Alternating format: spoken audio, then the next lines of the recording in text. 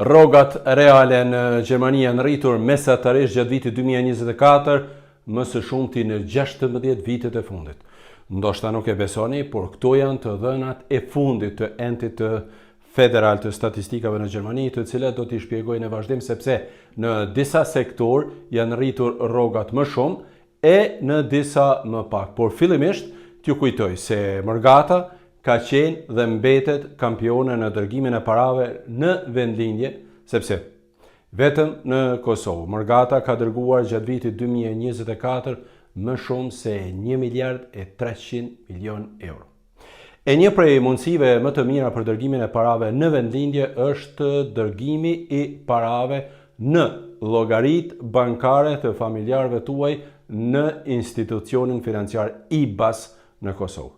Risia tani është që ju që jetoni në Mërgat nuk keni nevojë pra fare të hapni llogarin tuaj apo të shkarkoni ndonjë aplikacion, por transferin e parave mund ta bëni direkt nga banka juaj në vendin ku jetoni në llogarin e familjarëve tuaj në Kosovë. Familjarët tuaj pra duhet të hapin llogarin në IBAS në Kosovë, të cilën mund ta gjejnë në App Store në celular apo dhe mund ta gjejnë dhe në internet. Familjarët tuaj që jetojnë në Kosovë duhet të hapin pra një llogari në IBAS, ku mund të marrin edhe një pako të posaçme që quhet pako integra. Me këtë pako ata mund të marrin në rast nevoje kuptohet deri në 1.000 euro kredi pa interes për 3 vitet. Me pakon integra ata përfitojnë një sigurim shëndetësor spitalor në vlerë deri në 25.000 euro, ndërsa e reja është që prej tani ata mund të marrin edhe një Mastercard që po e shihni këtu, pa pagesë për mirëmbajtje. Me këtë kartelën Mastercard që po e shihni këtu pra, ata mund të paguajnë pa tarifë në Kosovë apo dhe kudo tjetër. E personat që e marrin pakon integra mund të marrin deri në 3 herë në muaj para pa kurfar kostosh. Kjo vlen edhe për ju që dërgoni para, pra edhe një herë, ata që marrin pakon integra mund të marrin kredi deri në 1.000 euro për një muaj pa interes, përfitojnë sigurim shëndetësor spitalor deri në 25.000 euro dhe mund të marrin një Mastercard, por ose miri është të vizitoni faqen e internetit në IBAS dhe atje i gjeni edhe të gjitha të dhënat e domosdoshme.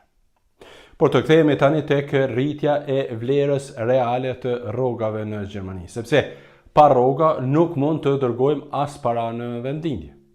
Gjatë vitit 2024, vlera reale e rrogave në Gjermani është rritur sipas Entit të Statistikave mesatarisht me më shumë se në 16 vitet e fundit. E di që ndoshta ju duket e çuditshme, edhe mua më ka dukur pak t'ju them të drejtën, sepse të gjithë ne kemi ndjenjen se dallimet mes rritjes së çmimeve dhe rritjes së rrogave janë tepër të mëdha. Por këto janë pra të dhënat e Entit Federal të Statistikave. Sipas këtij enti federal, rritja reale e rrogave gjatë vitit 2024 në Gjermani ka qenë mesatarisht 3.1%, që është rritja më e lartë që prej vitit 2008.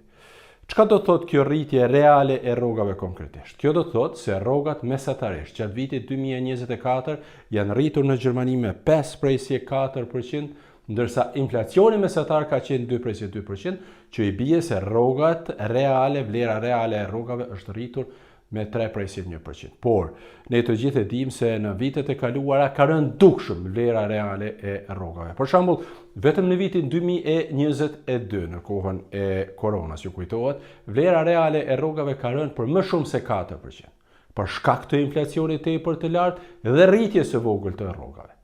E në këtë rritje në vlerës reale të rrogave, Enti i Statistikave e ka llogaritur për vitin 2024 edhe atë bonusin e famshëm, nuk e di a ju kujtohet, për inflacionin që ka shkuar deri në 3.000 euro.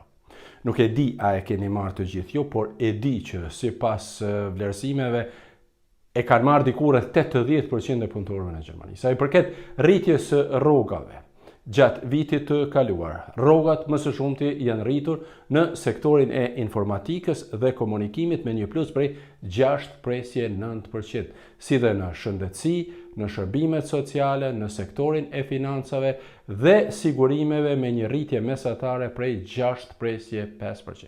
Më pas vinë edhe shërbimet e imobiljeve, pastaj shërbimet teknike, rrogat e në minjera, financa e tjera e tjera. Enti i statistikave, pra, ka paraqitur shumë të dhëna për rritjen e rrogave pothuajse në të gjithë sektorët. Kështu që nëse jeni të interesuar me që të dashur, unë me siguri që mund t'ju njoftoj edhe më detajisht se sa janë rritur rrogat, por besoj se e dini edhe ju vetë se sa ju janë rritur rrogat në vitin e kaluar.